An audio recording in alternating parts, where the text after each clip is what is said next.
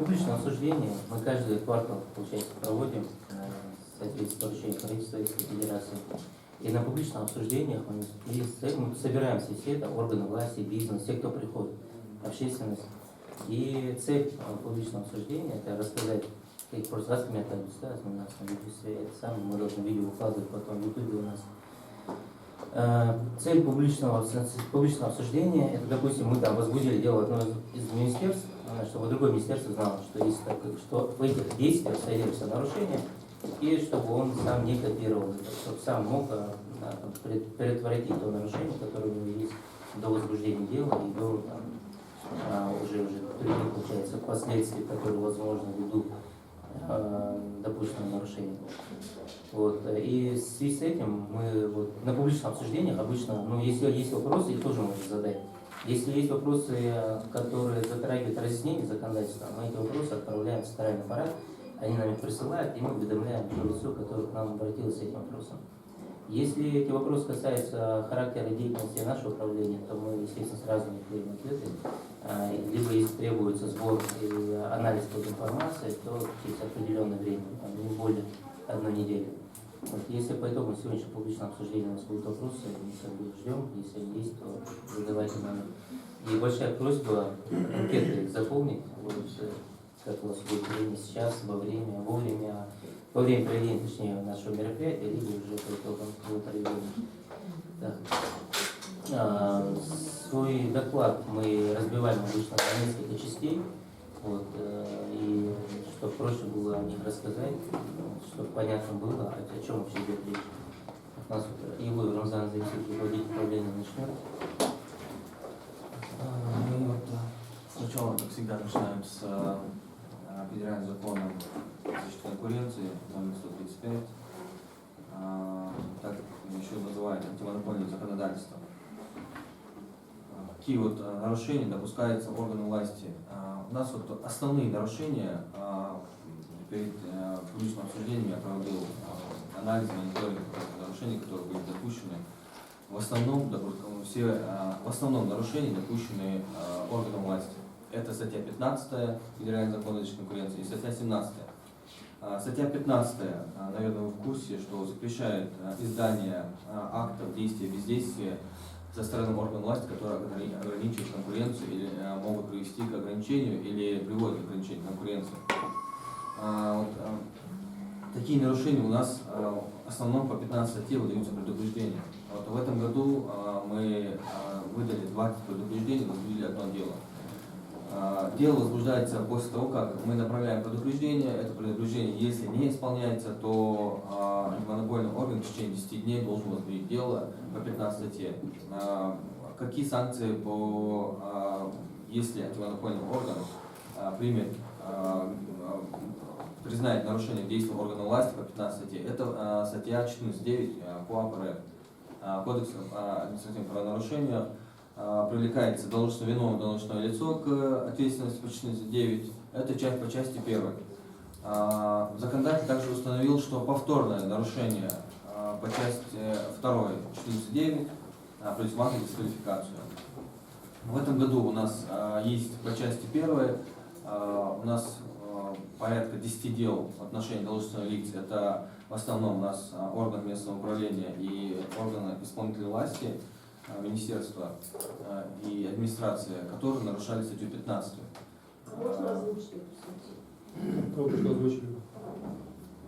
14.9? Да. Статья 15 – это действие, издание актов или действия бездействия со стороны органов власти, органов местного управления, которые приводят к ограничению конкуренции или могут привести. Даже, смотрите, законодатель установил такую норму. Не обязательно должно приводить к ограничению. Если даже может привести к ограничению, то федеральный закон о защите конкуренции мы выдаем предупреждение о прекращении нарушения. Но я хочу отметить, что в основном 90% выданных нами предупреждений органам власти исполняются. И мы в этом году, 2019 год, посвятили именно, я не знаю, просто мы всегда идем навстречу органам власти, органам самоуправления в части того, чтобы проводить там семинары, обучающие семинары, разъяснения законодательства, но явка вот должностных лиц и заинтересованность со стороны органов власти и органов местного управления очень низкая. И когда допускаются вот эти нарушения, у нас, смотрите, в 2017 году, 21.12.2017 года издан, принят указ президента Российской Федерации 618. Согласно данному указу, мы к 2020 году должны снизить нарушение антимонопольного законодательства 2 раза. Но пока у нас прирост... Не, вообще это не факт, что нужно искусственно закрывать глаза, это имеется в виду, органы власти должны у себя внутри провести работу по недопущению этих нарушений. Да, вот по 618 какие меры именно указаны, предусмотрены по сокращению этих нарушений? Указано, что необходимо принять систему внутреннего контроля в каждом органе власти и органе местного управления. В начале года, в 2018 году, органами местного управления, органами власти у нас была проведена такая работа, что по разъяснению принятия антимонопольного комплайенса. В 2019 году у нас мы внесли изменения, органы власти внесли изменения на свои положения, сделали приоритетом развитие конкуренции, также приняли антимонопольный комплайенс. Но пока, как мы видим, антимонопольный комплайенс – это внутренний контроль каждого акта, который издается у вас в министерстве. Как это должно работать? Этот издаваемый акт, это может быть и документация по аукциону, может быть там постановление, может быть там приказ, который влияет на конкуренцию. Вы, когда принимали антимонопольный комплайенс, определили у себя ответственное лицо. Это как бы комплайенс-офицер. Данное ответственное лицо должно согласовывать каждый вот этот документ, который у вас издается. Дает заключение. Если в этом нарушении, например, давайте возьмем орган местного управления, они издают постановления и не проводят торги, но передают земельный участок там, хозяйственному субъекту юридическому лицу. Вы вот это постановление отправляете в внутренний контроль, это антимонопольный комплайенс, и у вас ответственное лицо смотрит постановление и говорит, там, вы провели торги там, в соответствии с земельным кодексом, 135 законом. Там, специалисты говорят, нет. Он пишет, не согласовано, там, может привести к нарушению статьи 15, 17 Федерального закона о защите конкуренции, отправляет обратно руководителю этот документ или отправляет заместителю, но курирующему какому-то должностному лицу, которое ответственно именно за издание этого акта. Тот смотрит, если вы потом, после того, как ответственное лицо не согласовывает этот акт, но ваш руководитель расписывается в этом акте и сдает, там ответственность несет сам руководитель. Но если ответственное лицо пропускает данный акт и говорит, что не приведет к нарушению антимонопольного законодательства, в этом случае, в случае проверки антимонопольного органа, мы можем виновным признать вот этого комплайенс-офицера, это ответственное лицо. Я не знаю, у вас назначены они, не назначены, насколько они у вас там квалифицированы, насколько компетентны, но пока вот по нашему мониторингу результаты очень такие низкие у нас в республике, потому что прирост нарушения со стороны органов власти у нас 150-200%, если мы будем считать, исходить из нарушений, которые были допущены в 2017 году. Вопрос можно по этому поводу? Допустим, мы приняли решение, постановление было о проведении торгов. Но по тем или иным ограничениям, мы отменили это решение. Вы размещали? Нет, мы торги ничего не провели, просто приняли решение о проведении там 10 участков торгов. Но мы торги не провели, участки не предоставили никому.